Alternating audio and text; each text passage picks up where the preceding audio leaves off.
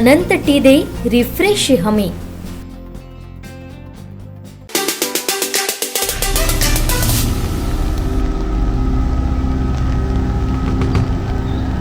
खेड तालुक्यातील अतिवृष्टीमुळे जगबुडी आणि नारंगी नदीला पूर आला असून जगबुडी नदीने धोक्याची पातळी ओलांडली आहे। जगबुडी नदीची सध्याची पातळी 8.50 मीटर आहे। पुराचं पाणी खेड शहरात घुसलं असून खेड दापोली रस्ता वाहतुकीसाठी बंद झाला आहे। खेड बाजारपेठेत पाणी भरण्यास सुरुवात झाल्यानं व्यावसायिकांची तारांबळ उडाली आहे। अतिवृष्टीने रोजच शहरात पाणी भरत असल्यानं नागरिक हैराण झाले आहेत।